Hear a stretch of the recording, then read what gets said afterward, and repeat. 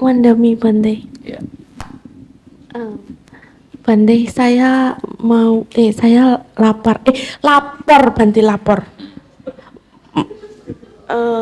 Yang pertama Bante kan tahu ya, saya si tukang pikiran mengembara gitu kan Bante, pikirannya liar gitu. Kan Bante bilang kalau yang orang lain itu diibaratkan sapi ya. Kalau saya curiga punya saya tuh kayaknya kalau nggak banteng, badak atau malah celeng gitu ya Bante, karena keras kepala gitu. Jadi digebuk sekali balik lagi, digebuk sekali balik lagi. Akhirnya saya pakai cara yang Bante pernah sampaikan itu. Ada seorang guru meditasi kan pernah menyampaikan, ya sudah, kalau pikiran mau berpikir-pikir, monggo silakan, saya tak kembali meditasi mengamati objek. Saya pakai cara itu Bante. Wah, malah semakin menjadi-jadi kayak ayam dilepas dari kandangnya gitu kan. Wah, bersorak-sorai. Terus saya kan bingung, kok nggak berhasil gitu ya. Ternyata setelah saya lihat lebih dalam, ternyata saya mengucapkannya dengan penuh kebencian gitu Bante. Jadi saya menolak fenomena pikiran liar itu. Terus akhirnya saya menyadari, saya ubah jadi dengan meta gitu ya, bahwa oh ya sudah, ngomongnya enggak sarkasme lagi, tapi ya sudah, kalau mau berpikir-pikir dulu enggak apa-apa, saya tak kembali mengamati nafas. Terus langsung kayak Bante bilang itu mereda dia kekuatannya Bante. Nah itu yang pertama. Terus yang kedua saya mau curhat Bante. Sebelum curhat, terima kasih dulu ke Yogi Samuel Bernardo, karena pertanyaan Anda kemarin akhirnya bisa membuat saya sadar bahwa ternyata wawasan saya tentang yang dimaksud bersenang-senang dalam kenikmatan indrawi itu masih sangat sempit Bante. Pertanyaan Anda yang tentang persoalan mandi pakai air panas itu, wah saya jadi sadar gitu Bante. Ternyata ada yang se-subtle itu, yang sehalus itu, yang kelihatannya kayak harmless gitu kan, nggak merugikan siapapun. Toh air panas juga sudah tersedia, free, dikasih sama Bante Kanti, mau pakai pun nggak ada yang rugi gitu kan. Tapi ternyata kemarin setelah Bante menyampaikan bahwa jika keputusan yang kita buat untuk mandi dengan air panas itu tidak disertai dengan sati, tidak ada yoniso manasikara, saya agak keren malam ini Bante ya. Terus karena setelah batch yang terakhir itu saya banyak belajar Bante, terutama tentang Mahasatipatthana Sutta. Nah, terus sampai mana tadi ya? Yaitu kalau kita nggak ada sati saat memutuskan untuk mandi dengan air panas ini, apakah ini karena kebutuhan atau karena seeking pleasure? Berarti kita bisa jadi terlena. Nanti Bante bilang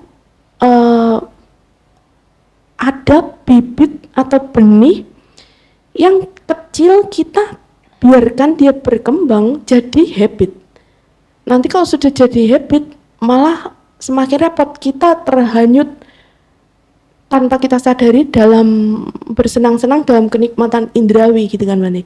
Selama ini saya berpikir bahwa oh, yang dimaksud dengan bersenang-senang dalam kenikmatan indrawi itu sebatas kayak orang picky eater tuh Bante, yang makan kayak disajikan tempe terus tempe apa, tempe enggak dong, saya makannya harus steak daging Wahyu A5 gitu kan. Tempe, saya bukan sobat tempe.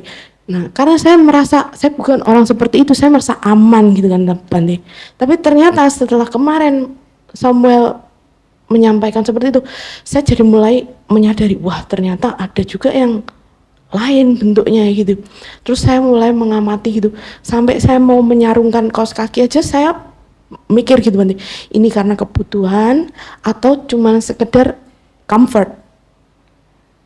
Terus mau pakai jaket yang kayak tebal kayak orang mau manjat Gunung Bromo gitu juga saya jadi mikir, ini kebutuhan atau karena saya nyari nyaman aja gitu kan. Jadi akhirnya banyak apa ya, keputusan yang sebelum saya putuskan saya rem dulu gitu Bante. Kayak mandi itu juga akhirnya saya berdiri depan timba air tuh sambil megangi gayung, mandi nggak nih, mandi nggak, pakai air panas tinggal muter gitu kan. Terus tapi Bante kemarin bilang, mandi pakai air dingin lah, back to nature, nggak mati juga kok gitu kan. Tapi maksudnya mandi pakai air dingin ya lakukan, soal nanti kalau misalnya air panas nggak ada, nggak mencari-cari gitu kan ya kan. Tapi terus saya tuh mikir gini, kan selalu ada apa ya, dialog gitu Bante. Nah akhir-akhir ini saya kan tertarik mempelajari TCM gitu ya, Traditional Chinese Medicine. Kalau di TCM itu kan dijelaskan bahwa mandi pakai air panas kan bagus toh, kita kalau mandi pakai air panas itu sehat. Terus kalau sehat kan bisa memperpanjang usia. Kalau panjang usia kita juga bagus kan, berarti kan bisa panjang juga nanti kita mempelajari dhamma dan praktek dhamma. Nanti keserakahan lagi. Nah, ya itulah. Selalu jawaban gitu kan Bante. Terus akhirnya tapi Bante kemarin bilang mandilah pakai air dingin nggak apa-apa. Kita lihat mati nggak ini. Akhirnya saya karena jawab-jawaban saya cuapek banget gitu kan, Yogi di luar banyak yang nunggu, nanti dikira saya bertelur gitu kan dalam toilet. Akhirnya ayo mikir apa, terus saya ingat Pangeran Siddhartha. Ya Pangeran Siddhartha kelahiran terakhirnya saja jadi pangeran kan Bante, jadi putra mahkota. Itu segala kemewahan dan kemegahan istana ditinggal gitu kan.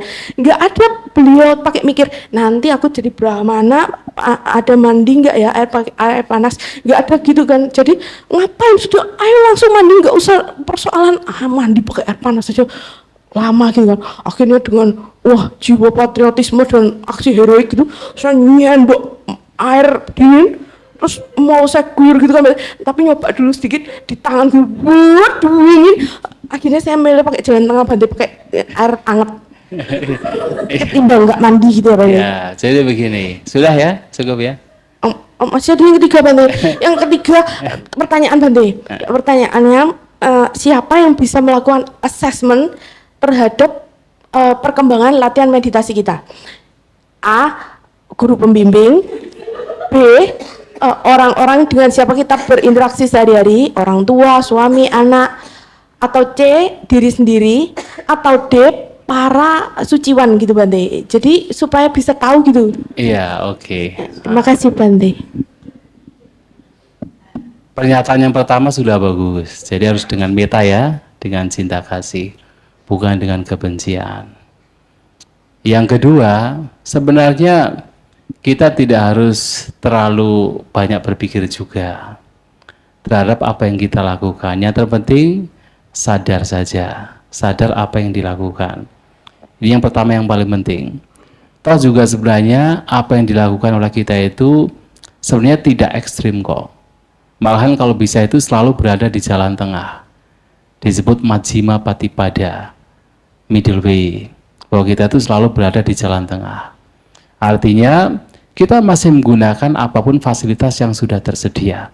Selama itu untuk kebaikan.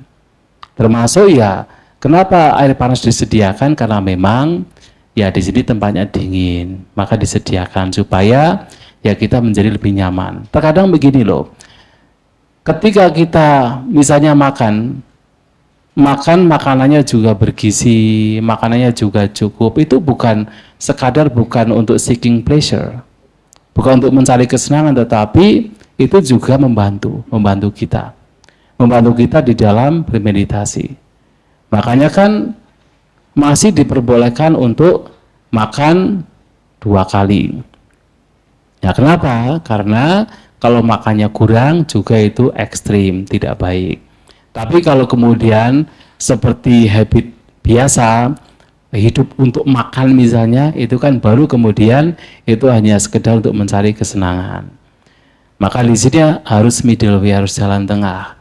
Jadi sebenarnya apapun yang tersedia di sini juga sebenarnya tidak apa namanya mewah-mewah amat kok. Jadi masih standar. Maka gunakan nggak apa-apa. Yang penting disadari. Kemudian kalau kemudian kok ada kesenangan ya itu disadari saja. Wajar dong kalau kita itu mandi kemudian airnya itu jernih, airnya itu bagus, kita merasa nyaman, itu wajar sekali. Dan mesti diapresiasi. Jadi kebahagiaan kadang-kadang begini, memang ada dua jenis kebahagiaan. Kebahagiaan secara indrawi dan kebahagiaan karena meninggalkan pengotor batin. Dua jenis kebahagiaan. Kalau dalam bahasa Pali ada istilah kama suka, ada nikama suka. Kama suka kebahagiaan secara duniawi. Ada juga kebahagiaan yang memang itu muncul karena spiritualitas, pengembangan batin. Dua hal ini. Memang kebahagiaan yang pertama, kalau tidak hati-hati intinya adalah kalau tidak hati-hati, itu bisa membawa kepada pengotor batin. Kalau tidak hati-hati. Tapi kalau kita hati-hati ya nggak apa-apa, tidak masalah. Bahkan mesti diapresiasi. Mesti diapresiasi dong. Seseorang terlahir sebagai manusia kemudian mendapatkan kebahagiaan karena telah sebagai manusia, mesti diapresiasi. Itu muncul dari kebaikan. Bayangkan binatang coba. Pernah melihat cacing udah dikeroyok sama ribuan semut gitu kan, menderita sekali. Nah maka kebahagiaan yang ada pun juga mesti diapresiasi. Bukan sesuatu yang buruk sebenarnya. Bukan sesuatu yang buruk. Kalau kita boleh memilih, pilih menjadi miskin atau menjadi kaya,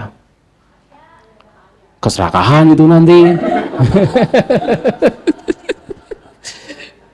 Kan begitu ya? Ya orang bijaksana tentu milihnya kaya dong, ya kan? Daripada miskin, milihnya kaya dong. Itu orang bijaksana. Dan kekayaan itu adalah kebahagiaan bersifat duniawi. Patut diapresiasi. Hanya kemudian mesti ada kebijaksanaan. Nah, kebijaksanaan inilah yang kemudian akan menjadi pengendali. Agar walaupun punya kekayaan, seseorang tidak kemudian menjadi arogan. Walaupun punya kekayaan, seseorang menggunakannya dengan baik untuk kebajikan. Kan begitu? Maka kekayaan adalah kesenangan indrawi, tetapi ketika ada kebijaksanaan, tidak membahayakan. Kalau tidak ada kebijaksanaan, memang itu membahayakan. Memunculkan kotoran batin kan? Orang menjadi melekat sekali, tidak mau kemudian berpisah dengan kekayaannya. Digunakan hanya untuk berfoya-foya, tidak mau berbagi dengan yang lain. Itu menjadi bahaya. Tapi kalau sudah miskin, itu lebih bahaya lagi. Karena kemiskinan adalah penderitaan. Lalu begitu, kemiskinan adalah penderitaan. Maka bahkan Sang Buddha, Sang Buddha kan pergi dari istana kan, tapi kan perginya untuk mencari sesuatu yang lebih luhur. Tapi kemudian Sang Buddha bukan melarang orang untuk menjadi kaya. Bukan kemudian mengajak orang untuk menjadi miskin, tidak. Tidak, bahkan dia mengatakan, Dali dayang bikawe tukalokasming kama bogino. Kepada para siswa beliau, wahai para biku, kemiskinan itu penderitaan bagi para berumah tangga. Jadi mereka yang hidup sebagai rumah tangga, miskin itu menderita, sudah menderita itu loh. Kan lebih baik kaya kan? Makanya kan banyak pula nasihat-nasihat bagaimana seseorang mesti kaya. Tetapi ketika orang bijaksana, orang menjadi kaya dengan cara yang baik. Dia menjadi kaya dengan tidak menghilangkan kemoralannya. Dengan tidak melupakan nilai-nilai kemoralan. Tapi kalau orang tidak bijak, orang mungkin bisa kaya. Tetapi kayanya dengan cara apa? Dengan mengambil apa yang tidak diberikan. Korupsi misalnya. Dengan cara kemudian merugikan orang lain. Tapi kalau orang bijak, dia kaya tetapi dengan cara yang benar. Dan kalau orang tidak bijak, sudah kaya, dia melekatinya, bahkan tidak digunakan, jangankan untuk orang lain. Untuk dirinya sendiri pun juga tidak digunakan. Ada tidak orang demikian?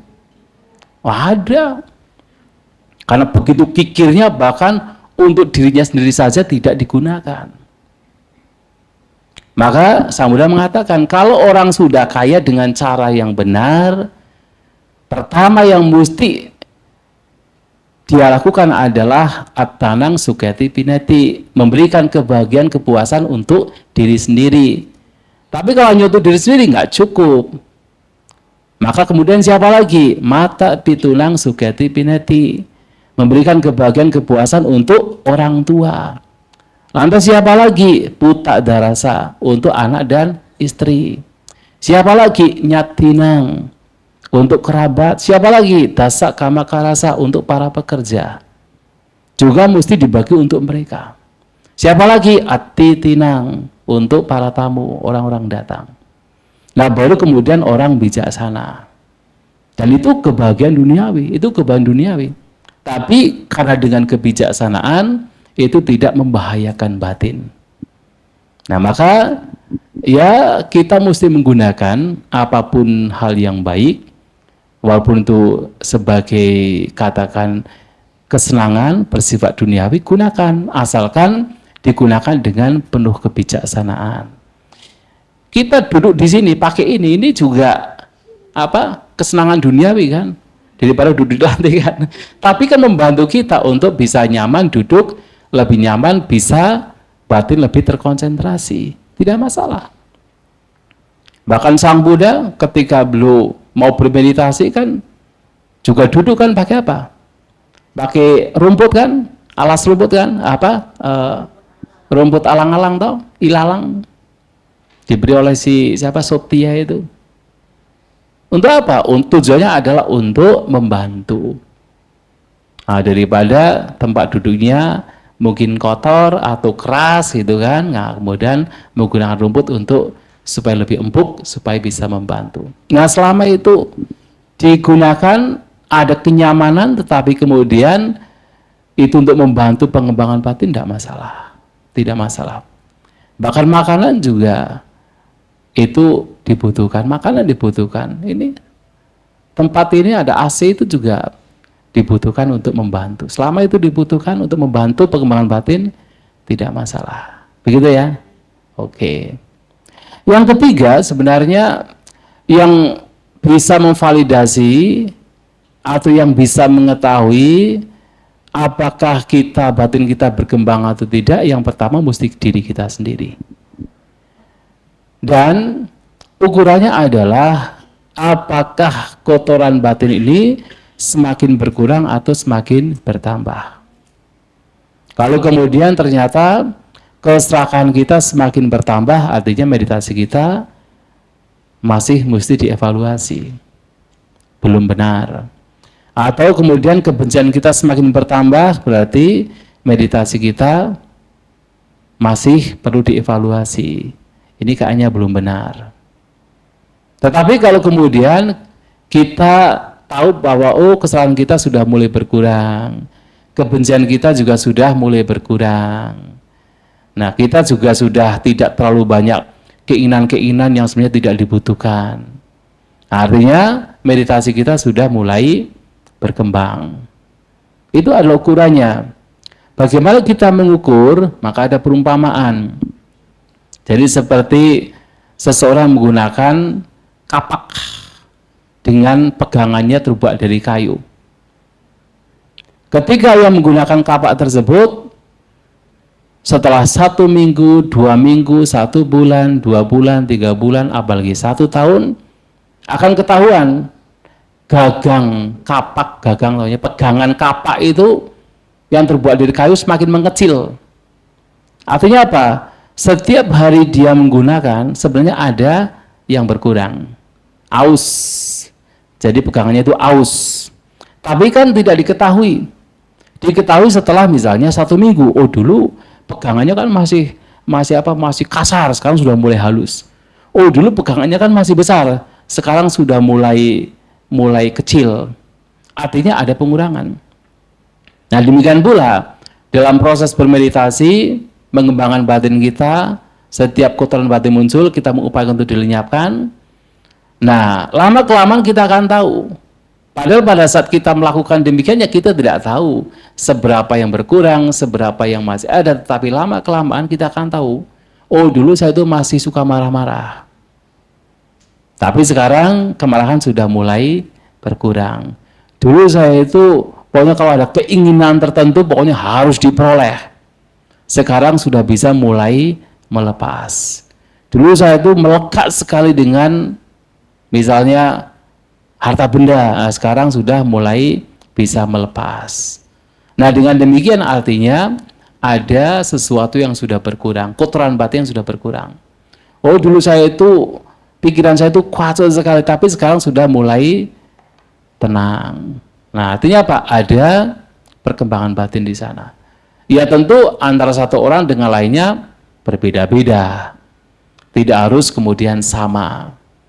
Ya berbeda. Mungkin ada orang-orang yang memang dasarnya sudah ya katakan pengotor batinnya sudah tidak terlalu tebal, ya mungkin baru beberapa hari bisa juga perkembangan batinnya signifikan. Tapi ada orang-orang yang mungkin memang terlalu banyak ya pengotor batin, terlalu tebal sehingga butuh waktu yang lebih lama. Tidak masalah. Yang terpenting adalah ada pengembangan batin. Dan itu akan dilihat yang paling pertama mestinya adalah diri sendiri. Kemudian orang lain mungkin hanya melihat diri apa perilaku. Artinya oh, orang ini kok sekarang sudah mulai berbeda, ya kan? Yang dulu suka marah-marah sekarang sudah tidak suka marah-marah. Yang dulu itu melekat sekali, sekarang sudah mudah melepas. Yang dulu mungkin dia itu serakah, sekarang sudah mulai ya suka berbuat kebajikan misalnya begitu. Artinya ada perubahan dan dilihat dari orang lain. Tetapi yang pertama mesti diri sendiri yang akan tahu. Begitu ya? Ya. Ini yang tadi yang nomor ya. Silakan. Ya, terima kasih sebelumnya Bante. Yang saya mau tanyakan sebenarnya materi kemarin tentang 5 hal di manusia yang tidak kekal. Sebelum saya ikut meditasi vipassana tahun lalu sama Bante juga. Pernah ya? Iya, sebelumnya kan saya juga berpikir kalau batin yang mengetahui, yaitu kata lainnya consciousness, itu kan termasuk hal yang kekal ya. Menurut beberapa literatur dan para guru meditasi modern kan bilangnya begitu. Saya juga berpikiran serupa sebelumnya.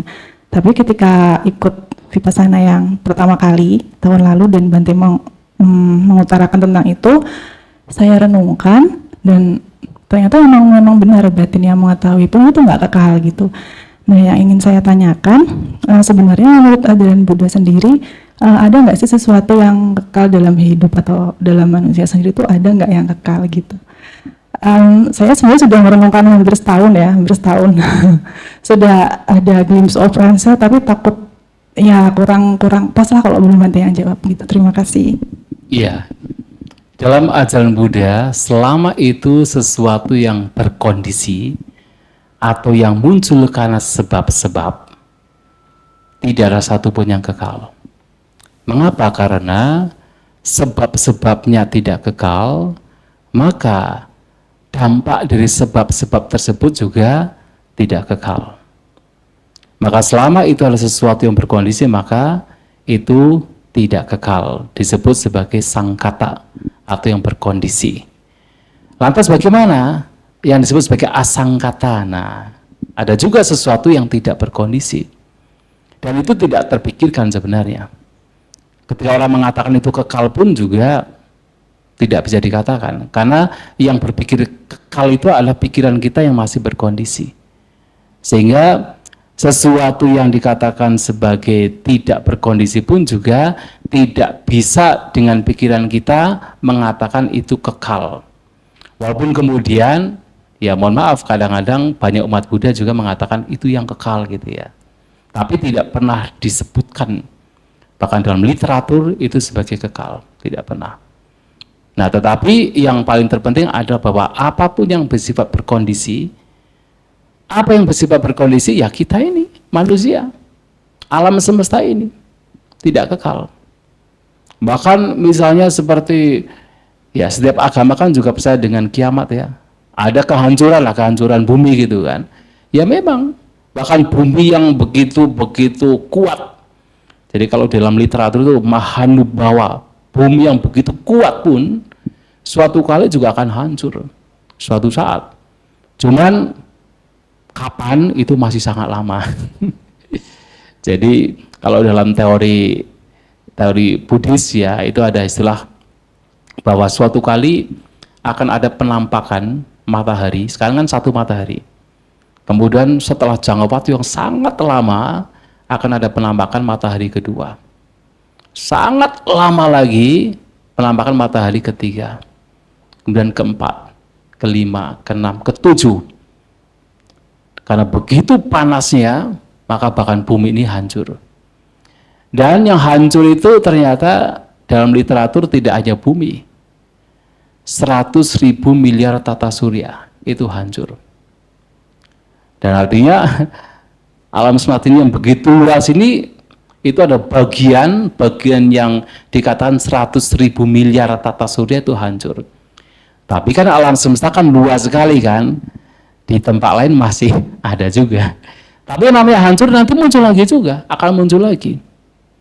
Tapi intinya adalah apa? Bahwa apapun yang berkondisi diri kita, termasuk alam semesta ini, sifatnya adalah muncul dan lenyap. Jadi ada kemunculan, ada juga kehancuran. Jangankan kita manusia, bumi ini pun juga bisa hancur. Yang begitu kuat ini juga bisa hancur. Matahari yang begitu ya lebih kuat daripada bumi ya. Kalau dihitung kan dikatakan matahari itu, besarnya matahari itu kalau dibandingkan dengan bumi, itu bumi dengan jumlah 1.300.000 bumi. Baru kemudian sama dengan satu matahari. Pun hancur. Itu baru matahari, dan ada pula planet-planet lain yang jauh jutaan kali lipat dari matahari pun bisa hancur. Apalagi ini manusia. Tidak ada yang kekal.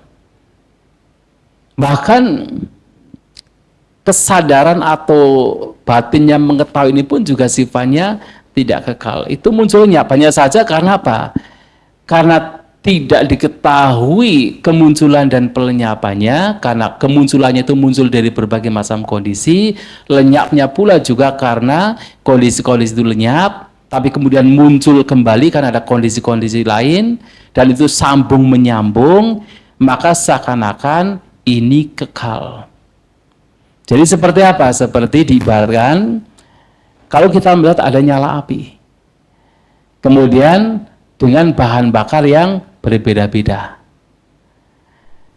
Ada kayu bakar yang kering, ada rumput yang kering, ada, kalau di India kan menggunakan letong sapi, atau letong, kotoran sapi yang kering, kaudang, kemudian ada juga minyak gitu kan. Kemudian nyala api ini kemudian merembet dari kayu kering, ke rumput kering, ke kotoran sapi kering, ke minyak dan seterusnya, merembet. Apakah nyala api yang kelihatannya nyala api yang sama itu betul-betul sama? Tidak. Karena bahan bakarnya berbeda. Karena bahan bakarnya berbeda, maka nyala api ini pun juga sebenarnya berbeda.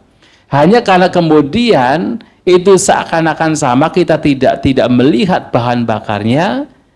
Nah, sehingga seakan-akan nyala api ini adalah nyala api yang sama. Itulah our consciousness. Seakan-akan itu consciousness yang sama, padahal itu sudah berbeda-beda. Karena sambung menyambung seakan itu sama, padahal sudah berbeda-beda, sudah muncul lenyap.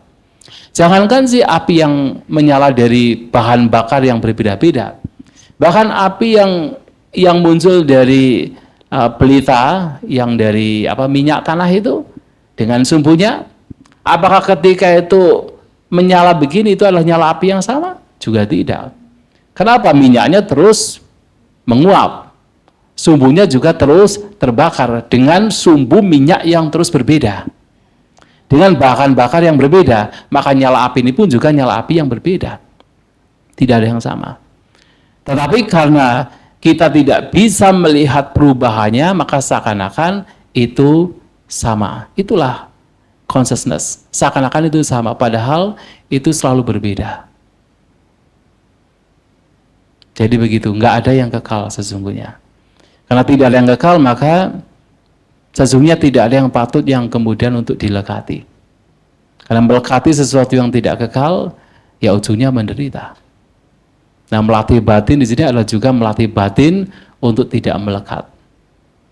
Tapi sulit karena habit kita sudah begitu lama untuk melekat. Begitu ya? Ya. Baik. Ya, silakan tadi. Di depan, belakang, banyak. Wah, ini enggak jadi meditasi, ya. Bante, saya mau bertanya, apa perbedaan orang yang berkesadaran spiritual yang benar dan ego spiritual dalam meditasi? Terima kasih. Ego spiritual contohnya apa? Seolah-olah kita ini sudah banyak bermeditasi, terus ada keangkuhan, kesombongan, saya pernah bermeditasi yang lebih lama dan yang lain-lain gitu, Bante. Iya, hal seperti itu bisa terjadi pada siapapun, bisa terjadi. Tetapi ketika kita kembali kepada prinsip awal bahwa meditasi adalah untuk pengembangan batin, maka ketika itu muncul, egonya muncul, keakuannya muncul, kesombongannya muncul, itu mesti disadari bahwa ini juga merupakan pengotor batin. Ini juga berbahaya.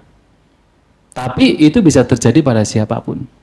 Dan itu hal yang sangat memungkinkan pada siapapun. Tapi kalau kita selalu kembali kepada prinsip awal, ketika itu muncul, itu tidak berkembang. Kita langsung bisa disadari, oh ini tidak baik. Ini tidak sesuai. Nah, itu yang mesti dilakukan. Tapi kalau orang tidak sadar, ya akhirnya terperangkap lagi. Tidak kembali kepada prinsip awal. Begitu ya. Ya. Mesti disadari kalau itu terjadi. Jangankan sih mengenai pengembangan batin, bahkan kemoralan juga sama. Kadang-kadang orang kemudian merasa dirinya bermoral, lebih bermoral, kemudian menjelekkan yang lain. Oh, kamu tidak bermoral, kamu jahat. Itu juga kesombongan. Dan itu juga pengotor batin. Maka pernah sih Sang Buddha menyampaikan ada karakteristik asap purisa, manusia tidak baik. Sebenarnya untuk ini, untuk mengingatkan agar tidak sombong. Jadi jangan kemudian seseorang, tapi ini untuk para siswa beliau, kami ini. Jangan kemudian seseorang yang tidak baik adalah ketika misalnya dia itu punya kemoralan, kemudian mulai menjelekkan yang lain yang tidak punya kemoralan. Kemudian berkembang, seseorang mencapai jhana pertama, kemudian menjelekkan orang lain yang tidak mencapai jhana. Kemudian berkembang, mencapai jhana kedua dan seterusnya. Bahkan sampai jhana ke-8 pun, yang tinggi sekalipun, kalau masih kemudian menjelekkan yang lain, itu termasuk karakteristik orang yang tidak baik. Dikatakan asap purisa. Asap purisa adalah orang baik. Asap purisa adalah orang tidak baik. Itu untuk mengingatkan bahwa jangan sampai kesombongan muncul ketika ada sesuatu yang baik itu muncul. Nah, itu yang mesti juga disadari. Tapi itu bisa muncul. Cuman kita selalu diingatkan untuk jangan terseret kepada kesombongan. Begitu ya. Ya. Yang salah dulu atau yang mana dulu? Ya. Ya. Selamat malam Bante. Jadi saya ingin menanyakan terkait dengan kepemilikan atau kemelekatan seperti yang Bante sampaikan itu akan mengantarkan kepada penderitaan. Nah, jika ada seseorang yang sudah memiliki kepemilikan atau kemelekatan itu dan kemudian hilang dan sudah terlanjur menderita seperti itu, nah itu apa yang harus dilakukan? Terima kasih. Iya, munculkan kebijaksanaan. Sebenarnya kepemilikan itu bukan sebab penderitaan, tetapi kemelekatanlah sebab penderitaan. Memiliki sesuatu tidak masalah. tapi melekati sesuatu yang memang menjadi penyebab penderitaan. Mungkin orang bisa memiliki banyak ya, memiliki banyak. Ini sebagai tambahan saja ya, bukan pertanyaan tadi. Orang mungkin memiliki banyak, tapi bisa saja orang demikian yang punya banyak tidak melekat dan dia tidak menderita. Diibaratkan seperti seekor gajah yang walaupun dia dirantai dengan rantai besi yang kuat, dia bisa memutuskan dengan mudah. Mungkin ada orang-orang yang punya kepemilikan banyak, tapi dia tidak menderita karena tidak melekat. Tapi ada pula orang yang tidak memiliki banyak, memiliki sedikit, tapi dia begitu melekat dengan apa yang dia miliki, menderita. Seperti apa? Seekor burung puyuh yang walaupun diikat dengan rumput melata itu, dia bisa mati. Demikian pula, seseorang memiliki sedikit tetapi melekat sekali dengan apa yang dia miliki, dia menderita sekali. Maka yang menjadi penyebab penderitaan itu bukan kepemilikan, tapi kemelekatan. Nah, sehingga ketika itu sudah terjadi, sudah hilang, kemudian masih ada penderitaan karena kemelekatan, ya mesti direnungkan lagi dan lagi bahwa memang tidak ada satupun hal yang sifatnya adalah kekal. Tidak ada satupun hal yang selalu bersama dengan kita. Ada pertemuan, perpisahan pasti terjadi. Dan itu tidak bisa kita pungkiri, tidak bisa kita hindari. Maka baik ketika kita memiliki sesuatu, kita juga merenungkan bahwa ini pun juga tidak kekal. Orang punya mobil, ya kan? Kemudian kalau tidak direnungkan bahwa ini tidak kekal, ya dia akan melekat sekali. Dan nanti penderitaan muncul ketika mobilnya rusak.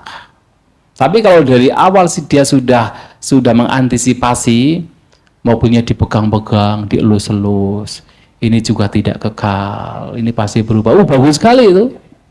Pasti suatu saat berpisah. Sudah diantisipasi demikian, nanti kalau kemudian suatu saat ada kerusakan, tidak akan begitu menderita. Orang punya jam tangan, apa itu yang paling mahal, Rolex gitu ya. Apa? Wah, nggak tahu saya apa. Ini yang tahu ya. Dipegang-pegang ya, ini pun juga tidak kekal, ini tidak kekal, ini pasti berubah, pasti berpisah dengan saya. Supaya apa? Nanti ketika ada perpisahan, tidak begitu menderita. Dan kalau sudah terjadi bagaimana? Ya sama, renungkan. Dan itu mesti diulang-ulang. Karena kalau hanya sekali dua kali, itu nggak mempan. Maka perenungan tentang ketidakkekalan itu mesti dikokohkan dengan cara berulang-ulang merenungkan. Oh, banyak kan orang tahu, memang saya tahu Bante bahwa itu tidak kekal. Ya kan cuma tahu. Tapi tidak pernah dimasukkan ke dalam batin untuk dikokohkan dalam batin tentang ketidakkekalan. Tapi kalau sudah kokoh dalam batin, itu begitu ada perubahan, begitu ada perpisahan, tidak akan begitu menderita. Itu yang mesti dilakukan. Begitu ya. Ya. Sebelah sana.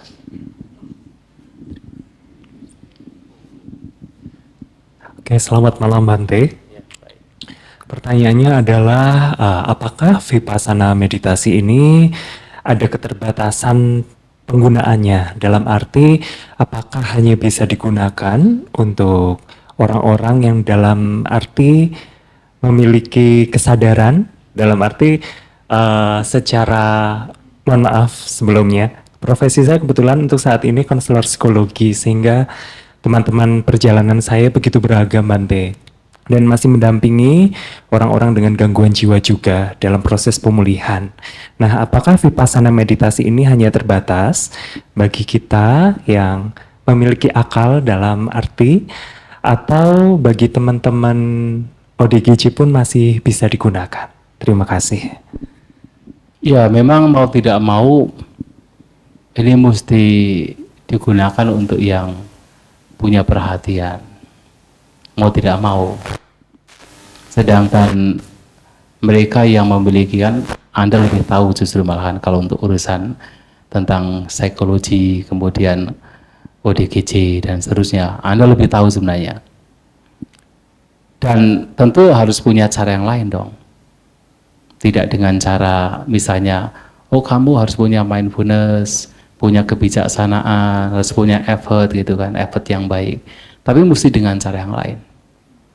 Sehingga tidak semua orang bisa melakukan meditasi, langsung melihat ke dalam batin. Tidak bisa. Kadang-kadang kalau ada orang punya masalah, misalnya masalah psikologis kan, yang pernah saya dengar gitu kan. Bahkan ketika kalau dia itu disuruh duduk diam, tambah parah, berbahaya. Nggak bisa. Maka yang mesti dilakukan adalah dia harus melakukan cara lain, bukan duduk diam, tetapi melakukan aktivitas. Mungkin aktivitas yang lebih freshing, mungkin tanam-tanam atau apa namanya menyiram bunga gitu kan, untuk mengalihkan pikiran yang begitu liar karena masalah psikologis. Tidak diminta untuk duduk diam, nggak bisa.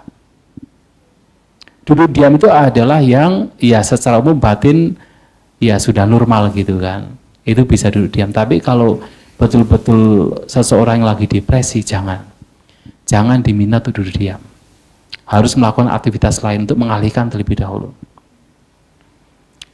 Ini cerita zaman dahulu, ada seorang Bante, seorang biku muda seperti saya ini. Oh, saya sudah nggak muda, maksudnya bikunya sama gitu ya, bikunya sama. Nah, Bante muda ini merasa stres, depresi, dan tidak bisa, pokoknya dia itu nggak bertahan untuk menjalani kehidupan sebagai seorang biku.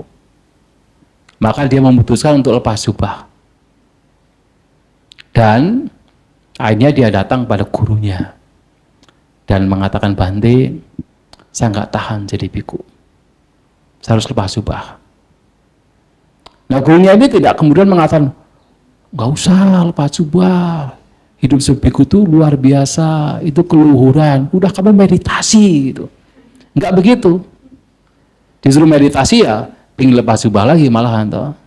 Tapi gurunya mengatakan, ya sudah kalau mau lepas jubah, tapi ada syaratnya. Apa Bante syaratnya? Syaratnya adalah sebelum lepas jubah kamu harus bikin kuti, bikin gubuk kuti gitu kan, untuk gurunya. Nanti kalau sudah selesai baru bisa lepas jubah. Akhirnya apa? Karena dia murid yang berbakti ya dia lakukan. Karena syaratnya lepas jubah adalah membuat kuti, membuat tempat tinggal gitu kan, dia lakukan. Setelah selesai kemudian datang lagi pada gurunya, Bante, kutinya sudah selesai, sekarang saya mau lepas jubah. Tapi gurunya mengatakan, tapi ada syaratnya. Biasanya siapapun yang membuat kuti harus ditinggali dulu barang 2-3 malam. Kamu tinggal sana dulu barang 2-3 malam. Nah, dia tinggal di sana, merasa bahagia, batinnya menjadi tenang, nggak jadi lepas jubah. Sebenarnya yang terjadi adalah ketika dia itu membuat kuti, batinnya itu sudah teralih. Yang tadinya itu depresi, kemudian mulai apa? Berkurang. Karena dia itu fokus dengan membuat kuti, dia bahagia dengan membuat kuti tempat tinggal. Sudah berkurang. Nah, kemudian dia menggunakan kuti yang dia buat sendiri, sudah berkurang lagi, merasa bahagia. Oh, indah juga ya, nyaman juga ya. Tidak stres lagi. Nah, karena dia tidak stres, maka dia bisa duduk bermeditasi. Nah, sehingga di sini kadang-kadang tidak semua hal itu mesti solusinya adalah dengan duduk diam melihat ke dalam batin. Tidak semua hal. Anda lebih tahu bagaimana mengatasi orang-orang demikian. Enggak semua orang itu harus duduk diam meditasi. Jangankan orang yang punya perbedaan demikian, kepada anak kecil pun juga tidak bisa langsung kemudian udah kamu duduk 1 jam. Wong kita sendiri aja sulit. Ya Anda sendiri aja sulit kan? Ini minta anaknya untuk duduk 1 jam. Kan nggak bisa. Maka apa? Terhadap anak-anak pun juga beda caranya. Cara untuk kalau anak-anak masih bisa diajak untuk bermeditasi, masih bisa untuk mengembangkan mindfulness, perhatian. Tapi caranya pun juga berbeda. Misalnya apa? Ya, mengajak mereka untuk menyapu, meditasi dengan cara menyapu. Yang tadinya kalau menyapu selampangan, sekarang kamu lakukan dengan apa? Dengan perhatian. Jangan sampai ada satu pun kotoran yang tertinggal gitu kan. Itu cara untuk melatih mereka untuk mindful. Yang tadinya kalau misalnya bangun tidur langsung pergi, langsung mandi gitu kan sering gitu kan lagunya. Bangun tidur terus mandi gitu kan.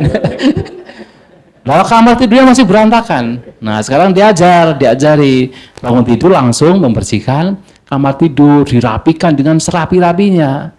Itu apa? Untuk melatih mereka mindful. Nah jadi caranya berbeda. Kalaupun duduk meditasi pun juga paling 5 menit. Atau dengan cara apa? Dengan cara ayo kita meditasi jalan. Jalan bareng tapi lakukan dengan mindful. Setiap langkah kaki disadari. Jadi masih ada aktivitas, tetapi kemudian dilakukan dengan lebih mindful. Untuk anak kecil itu bagus. Nah, kalau untuk yang orang-orang yang apalagi yang punya gangguan jiwa ya punya cara lain. Ya untuk psikiatri ya itu ya apa namanya psikoterapi ya. Ya. Oh ya, ya itu. Ya lebih tahu kan malah kan caranya bagaimana kan. Kalau suruh dulu diam nggak bisa. Yakin sekali saya nggak bisa. Ya itu hanya untuk orang-orang yang ya sudah bisa tenang. Ya kalau misalnya orang lagi punya hutang besar, apa dengan duduk diam langsung hutangnya lunas? Oh tambah kacau dia. Maka mesti apa? Mesti kerja dulu kemudian bayar dulu hutangnya. Baru dia bisa duduk diam dengan tenang. Begitu ya, ya. Ya, yang sebelah sana dulu sepertinya. Oh. Iya. Ya, terima kasih Bante. Oh, Ya nggak apa-apa nanti belakang ya. oke Bante. Saya kok merasakan kalau meditasi lama itu rasanya lebih pegel daripada nge-wes ya Bante. Jadi hobi saya goes gitu, meskipun agak lama begitu, nggak sepegel pada saat meditasi gitu Bante. Itu yang pertama Bante. Terus yang kedua itu juga yang Bante cerita yang sapi kiran itu masih muncul Bante. Nah, dan saya jadi berpikir kenapa ya ini masih muncul gitu? Karena menurut saya Bante, saya termasuk orang yang forgive and forget. Tapi memang ada beberapa hal yang istilahnya itu yang besar dan ini saya bisa forgive but not forget. Gitu nanti. Nah, apakah yang muncul ini ada kaitannya dengan kehidupan yang lampau, Bante? Nah, itu yang kedua. Terus yang terakhir Bante, saya coba ini sebelum tidur saya coba meditasi Bante dengan meletakkan tangan di perut gitu kan Bante. Saya merasakan kok seperti kalau grafiknya pada saat yang berbaring itu grafiknya dia timbul, berlangsung, baru tuh tenggelam. Tapi kalau dalam yang bukan berbaring, saya merasakan cuma naik turun aja Pak nih. Itu yang kok beda ya seperti itu. Jadi dia ada masa berlangsungnya dulu, baru dia turun. Itu Bante. Terima kasih Bante. Iya. Ya memang secara umum kan manusia untuk pertanyaan pertama ya, belakang dulu ya. Iya. Secara umum manusia itu kan lebih suka beraktivitas ketimbang duduk diam. Nah sehingga ketika duduk diam itu malah lebih menyakitkan, lebih pegal ketimbang kemudian beraktivitas. Aktivitas darah menjadi lancar, kemudian badan juga digerakkan. Ada sakit sedikit, kemudian bisa mengubah posisi kan. Tapi ketika meditasi duduk diam, badan tidak bergerak, ada sakit, mesti bersabar. Maka itu lebih menyakitkan. Jangankan Anda yang suka gowes, dulu di sini pernah Ini Bante Kanti yang cerita. Ada seorang peserta komplain ke Bante Kanti, Bante, saya gak bisa meditasi Bante. Lebih baik saya pulang membaca sawah aja. Karena dia pembaca sawah. Lebih enak membaca sawah seharian daripada meditasi. Kenapa? Itulah. Meditasi suruh diam itu lebih sulit memang. Sehingga ya dengan bekerja, dengan tenaga tetapi bisa bergerak, itu lebih menyenangkan. Pernah suatu kali, ini masih mending. Ini nggak ada yang pulang kan? Dulu pernah ada kejadian di sini. Pernah kejadian. 10 orang meditasi. Dari cerita awal itu, dari rencana awal 10 hari meditasi. Dulu kan sering di sini. Zaman dulu sebelum ada Covid, zaman ketika Bante Kanti masih bugar begitu kan. Kalau meditasi 10 hari di sini itu. 10, dan mereka orang-orang yang sebenarnya ya termasuk, maksudnya engage gitu kan, engage in Buddhism. Tapi dari kampung mang sih waktu itu sih. Ternyata baru 3 hari, tinggal 3. Tinggal 3. Yang lainnya pulang. Ada yang pamit, ada yang tidak pamit. Kabur. Tidak tahan mereka. Yang kabur mungkin merasa malu gitu ya. Jadi daripada pamit mungkin malu, udah nggak pamit sekalian gitu. Karena dulu kan memang dulu retreatnya itu kadang-kadang tidak seperti ini. Memang ada retreat yang khusus. Kalau ini kan khusus kan, ini berapa hari dari tanggal ini sampai tanggal ini. Kalau dulu enggak, dulu tuh siapapun datang untuk kadang retreat mandiri gitu kan. Kadang satu kelompok, asal selama ada tempat itu zaman dulu dipersilahkan untuk retreat. Kadang satu kelompok mau 10 hari, biasanya ada 1-2 orang retreat. Dulu begitu. Nah, sehingga terus ada yang meditasi terus ada pada waktu itu. Jadi begitu, nggak kuat. Itu hal yang wajar. Tapi ingat, meditasi yang pertama yang mesti kita lihat adalah penderitaan. Untuk bisa mengatasi penderitaan, kita mesti melihat penderitaan. Maka dengan melihat rasa sakit, itu satu hal yang baik. Karena Anda mulai melihat penderitaan. Karena sebelumnya begitu ada penderitaan, ditutupi dengan kesenangan. Bosan dikit, pergi ke bioskop. Bosan dikit, pergi ke mall. Kan begitu kan? Selalu ditutupi dengan kesenangan. Sehingga tidak melihat penderitaan. Sekarang mulai melihat penderitaan. Untuk bisa mencari solusi. Agar penderitaan bisa dilenyapkan. Dengan cara pertama melihat penderitaan. Gak apa-apa. Kemudian yang kedua, sebenarnya ingatan itu tidak ada masalah. Kita tidak harus forgetting pengalaman-pengalaman yang lampau, tidak perlu, tidak harus. Tetapi yang mesti dilenyapkan itu adalah kemelekatan terhadap pengalaman tersebut. Ketika kita ingat terhadap misalnya orang yang pernah menyakiti kita, itu sesuatu yang wajar, sangat wajar. Justru karena kita punya kekuatan, kita punya pikiran yang katakan normal, ingatan itu akan terus ada. Kita ingat dengan kejadian-kejadian yang lalu. Bahkan semakin kita katakan pikiran kita semakin tajam, justru ingatan kita pun juga semakin tajam. Hanya bedanya adalah seseorang yang tidak melatih batinnya, ketika muncul ingatan yang tidak menyenangkan, muncullah kebencian. Ketika muncul ingatan yang menyenangkan, muncullah keserakahan.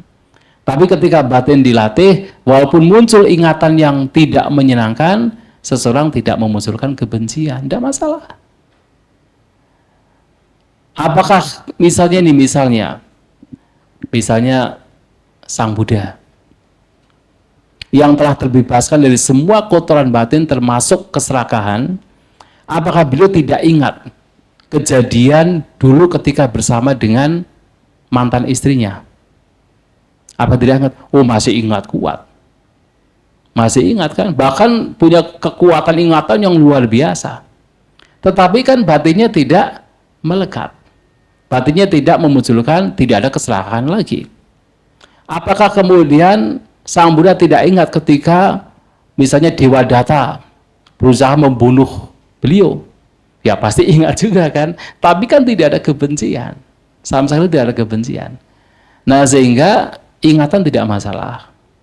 Tetapi kemelekatan, kebencian, keserakahan itu yang mesti dilenyapkan. Begitu ya. Yang ketiga tadi? Oh ya, itu tidak masalah lah. Maksudnya yang terpenting apapun proses yang terjadi itu tersadari. Apakah itu hanya sekedar muncul lenyap atau muncul bertahan lenyap, yaitu disadari saja. Intinya satu adalah bahwa itulah proses dari ketidakkekalan. Dan setelah tahu itu tidak kekal, satu lagi, itulah kenapa batin mesti detach. Melatih batin untuk detach, tidak melekat dengan yang tidak kekal. Itu yang paling penting. Begitu ya? Ya, baik. Oh, ya. Oke. Selamat malam, Bante. Sepertinya saya akan cerita pengalaman saya baru pertama kali ikut retreat di sini. Ada dua cerita yang menurut saya paling berkesan. Yang pertama itu ketika saya bermeditasi sangat mindfulness, ada satu ingatan yang muncul. Mungkin ingatan itu ketika sadar saya tak ingat sama sekali, tapi tiba-tiba ingatan itu muncul dengan sendirinya. Itu tentang aku punya rasa galau atau sedih itu.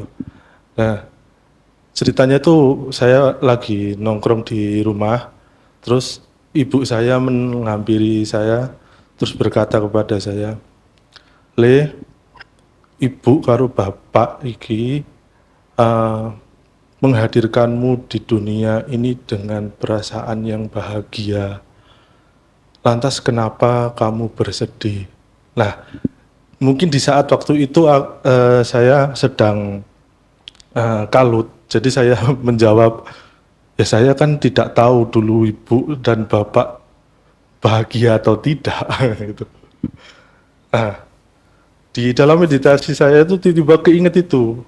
Tiba-tiba saya sadar, baru sekarang ini sadar, oh iya ya, kenapa saya kok tidak bahagia seperti bapak dan ibu saya, penuh kasih, merawat saya, penuh cinta, memperhatikan saya gitu.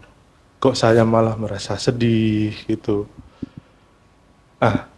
Ketika itu yang saya sadari ketika meditasi.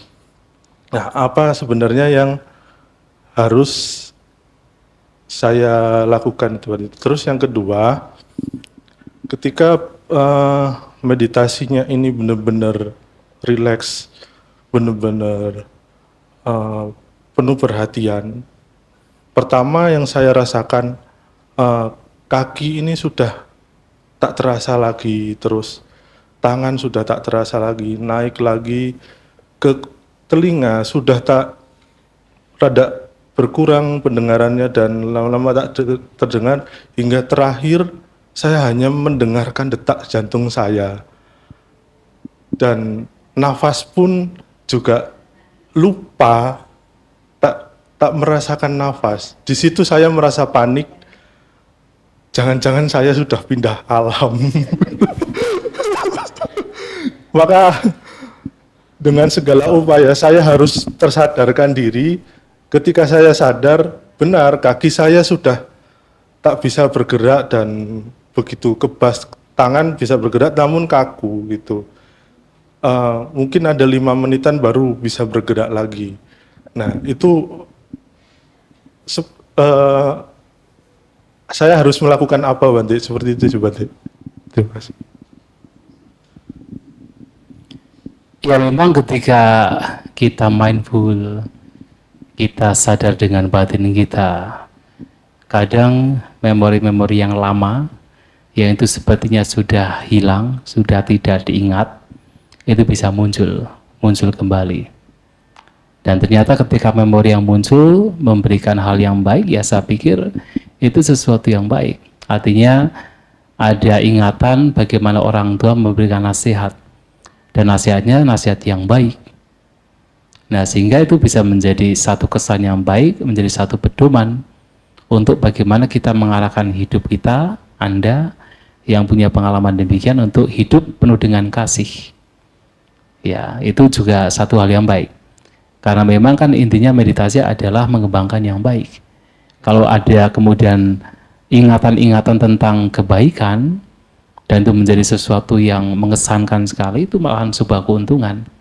Untuk bagaimana setiap kali mungkin muncul kesedihan gitu, kemudian diingatkan kembali dengan pesan orang tua bahwa untuk hidup dengan bahagia, kan itu sesuatu yang baik. Jadi ya sesuatu yang baik lah gitu kan, mesti diapresiasi. Kemudian yang kedua, yaitu juga satu pengalaman yang baik, bahwasanya ada konsentrasi dengan objek ternyata adalah jantung gitu ya, detak jantung gitu. Yang enggak masalah. Yang terpenting pada waktu itu adalah sadar dengan apa yang terjadi. Dan sebenarnya ya kadang-kadang ketika ada pengalaman tertentu, ada konsentrasi yang begitu kuat tertentu, tidak hanya satu orang, banyak orang yang kemudian mengalami yaitu ketakutan. Ketakutan, jangan-jangan nanti kalau saya teruskan saya mati. Dan memang itulah ketakutan manusia, ternyata adalah kematian. Kematian. Padahal kita suatu saat cepat atau lambat pasti mati. Tapi ternyata ada ketakutan terhadap kematian. Malahan kalau bisa ya renungkan, kalau memang harus mati ya mati. Kalau daripada mati dengan penderitaan, mati dengan pikiran konsentrasi lebih baik kan. Mati dalam keadaan duduk. Dan itu padahal nggak mungkin mati. Takut mati. Kondisi demikian nggak mungkin mati. Bahkan kalau mati terkonsentrasi itu malahan sesuatu yang baik, dan itu tidak mati. Tetapi kan justru harus ada keberanian untuk melanjutkan. Dan kalaupun memang harus mati, ya udah mati dengan pikiran yang tenang. Itu lebih baik daripada mati dengan pikiran yang galau. Ya kan? Oh, lebih baik, betul. Itu sesuatu yang baik. Dan padahal ya sebenarnya itu bukan selama masih ada nafas, selama masih ada detak jantung, selama kita masih merasakan jasmani, selama itu berarti kita belum mati. Itu harus kita camkan bahwa itu kita belum mati. Kita masih hidup. Selama kita masih sadar dengan keberadaan sekarang, ya itu belum mati. Lanjutkan saja. Iya. Kalau bisa kembali pada nafas nggak apa-apa. Tapi kalau memang detak jantungnya sudah menjadi objek yang membuat terkonsentrasi, ya harus ada keberanian untuk melanjutkan. Kalau mati ya nggak apa-apa. Oh nggak apa-apa. Itu yang saya takutkan, Bante. Oh itu harus ada keberanian. Kalau mati nggak apa-apa. Toh juga tidak mati juga sebenarnya. Begitu ya. Terima kasih, Bante. Ya. Stroke enggak lah, enggak. Ya. Masih bisa bertanya ya Bante? Iya, sudah. Ya, sebetulnya banyak pertanyaan saya dari hari pertama Bante, tapi ternyata tanpa saya tanyakan Bante sudah menjawab. Nah, berarti memang wajar terjadi dan mungkin bukan hanya saya yang merasakan. Tapi tadi juga sempat dibahas ya Bante untuk latihan-latihan untuk anak-anak begitu ya. Nah, saya ini dari kemarin juga berpikir, nah kalau memang di sini ini untuk memunculkan kebiasaan baru begitu ya, kebiasaan baru untuk sadar, untuk mengingat atau waspada atau yang mindful lah terhadap apapun dan menemukan kebijaksanaan dan seterusnya itu, apakah ini memang harus tunggu kotoran batin itu segunung-gunung Bante? Maksud saya bagaimana bisa dicegah sedini mungkin. Mungkin kalau anak-anak kan sudah bisa beraktivitas. Kalau sebelum itu Bante, bagaimana kira-kira caranya biar nggak sampai paling enggak mungkin ada kerak, ya udah disapu, dikikir gitu, nggak sampai tebel-tebel sudah dewasa. Nah, terus bingung ini merontokkannya karena mungkin sudah terlalu tebal Bante. Sama yang kedua Bante, ini memang agak personal Bante. Mohon dijawab, bukan untuk iming-iming kepada saya atau peserta lain, dan juga bukan menunjukkan kesombongan Bante, bukan seperti itu. Tapi tapi ini Bante, dengan lama dan konsistennya Bante berlatih sekian tahun, ini kira-kira Bante ini sudah ke jana keberapa gitu. Terus bagaimana bisa tetap semangat gitu Bante kira-kira. Terima kasih. Iya. Itu pertanyaan kedua, itu pernah ditanyakan oleh rumah tangga kepada seorang biku, dan itu bukan pertanyaan yang baik. Iya. Iya, kalau bertanya kepada seorang biku, bertanya tentang pencapaian, itu bukan pertanyaan yang baik, karena itu riskan. Seorang biku melakukan pelanggaran berat. Jadi itu tidak penting ditanyakan berkenaan dengan hal tersebut. Begitu ya? Iya. Kemudian yang pertama ya kalau sudah terlalu tebal ya tetap jalannya sama. Jadi sebenarnya kan praktek itu, pengembangan batin itu juga kan ada satu ungkapan kan, practice makes perfect gitu ya. Jadi latihan membuat sempurna. Jadi apa yang kita latih itulah ketika diulang-ulang, itulah yang menimbulkan kesempurnaan. Kalau dalam bahasa Sang Buddha mengatakan, ketika kita berbicara meditasi, asewitaya, bhavitaya, bahuli kataya, yani kataya, susa maradaya, anuditaya, paricitaya.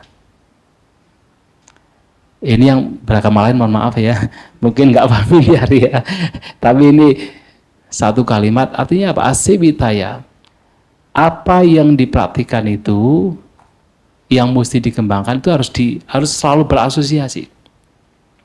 Asewitaya ini artinya selalu berasosiasi dengan hal itu.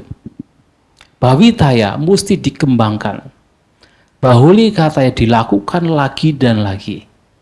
Yani katanya dijadikan sebagai kendaraan. Susamaradaya well started, artinya dibuat sampai menjadi otomatis. Seperti kalau punya mobil baru, begitu di starter langsung jalan gitu ya, menjadi otomatis. Anuditaya dikokohkan, palicitaya itu dikumpulkan. Jadi praktek itu yang kemudian dikumpulkan. Dengan kata lainnya diulang-ulang juga. Penegasan dari apa? Praktik yang mesti diulang-ulang. Itulah yang kemudian akan menjadi kekuatan. Maka ketika praktek itu diulang-ulang, dan ini banyak guru meditasi yang menyampaikan, dan itu tentu sesuatu yang real, bahwa seliar apapun pikiran kita, ketika mindfulness ini dikembangkan dengan baik, tentu bersama dengan tadi kebijaksanaan dan right effort atau usaha daya upaya benar, seliar apapun pikiran kita, lama-kelamaan akan menjadi jinak. Itu hebatnya. Seliar apapun.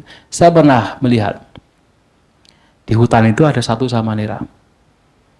Dia itu kalau meditasi, ya karena masih samanera, masih kecil itu celelean gitu loh. Tahu celelean kan?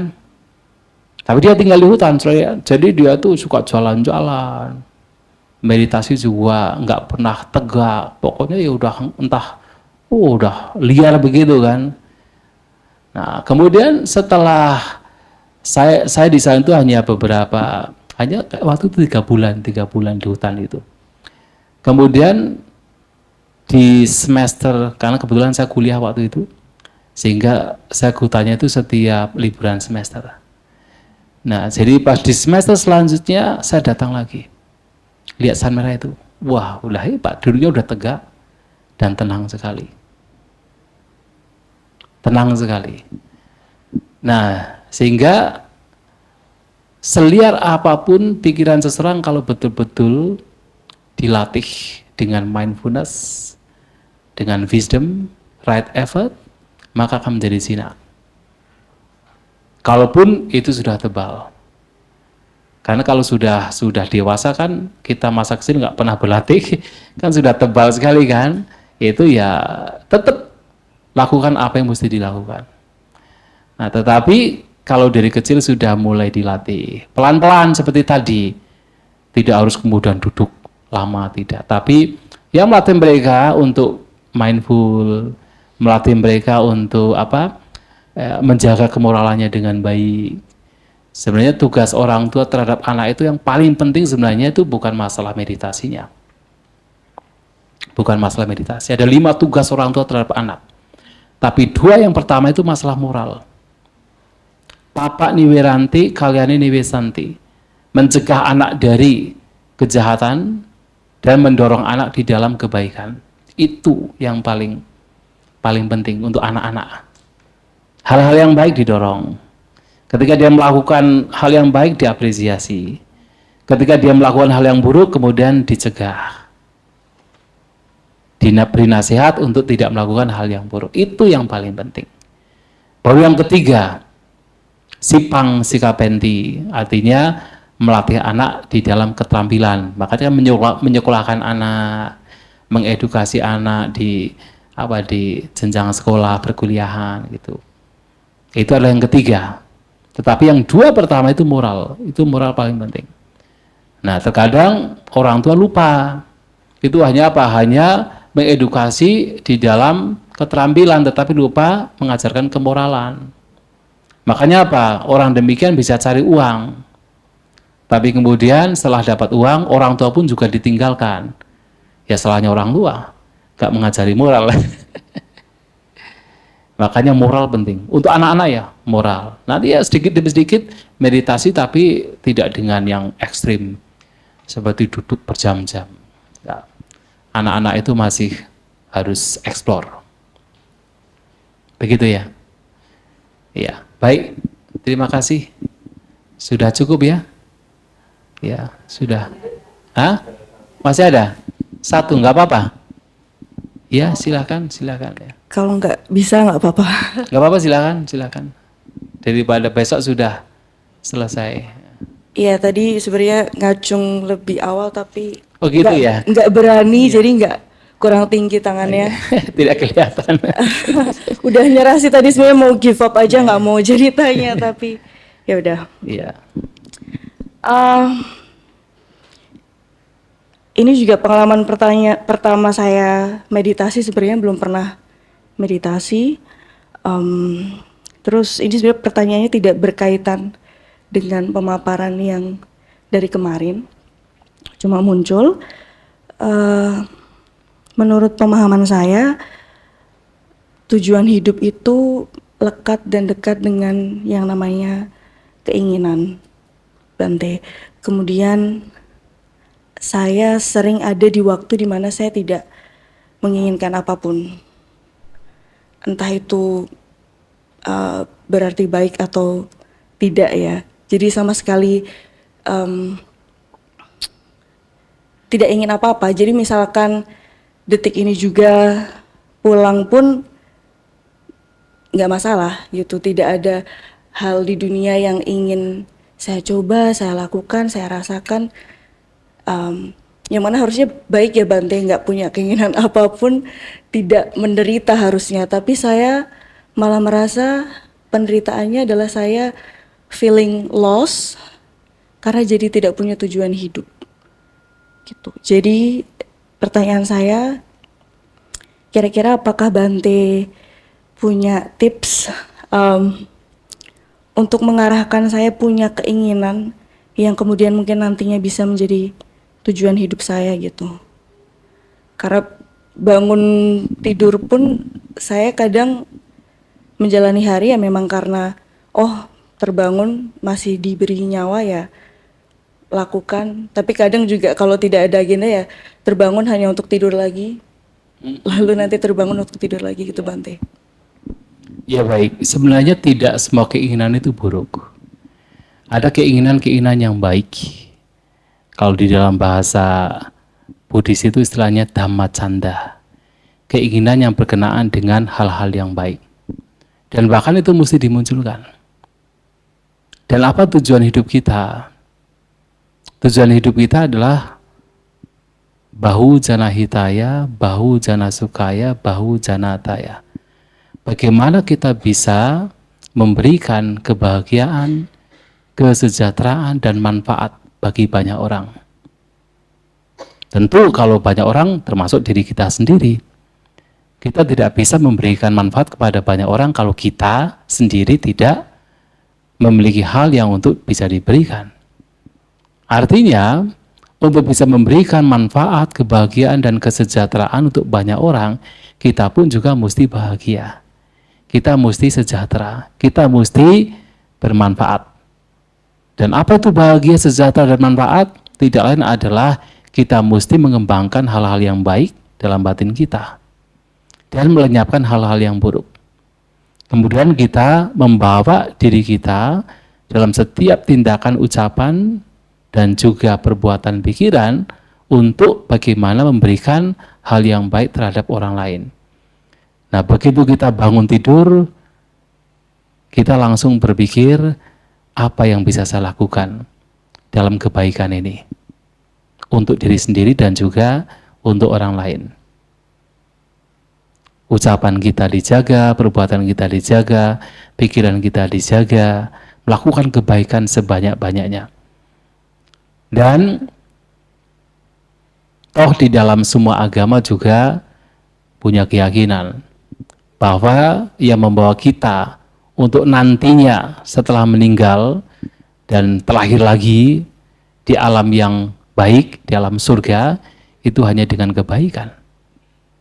Maka daripada kita menyia-nyiakan waktu kita dalam hidup kita, kita masih diberkahi oleh kehidupan, maka kita gunakan untuk melakukan hal-hal yang baik untuk diri sendiri dan juga untuk orang lain. Nah, dengan demikian hidup menjadi lebih semangat, menjadi lebih termotivasi dan bahagia karena kebaikan itu. Itu yang baik juga untuk dilakukan. Yang tidak baik untuk dilakukan adalah keinginan-keinginan yang tidak bermanfaat. Tapi kalau keinginan yang bermanfaat, yang baik, ya itu mesti dimunculkan. Bisa dimengerti ya? Tidak perlu kemudian harus yang besar-besar.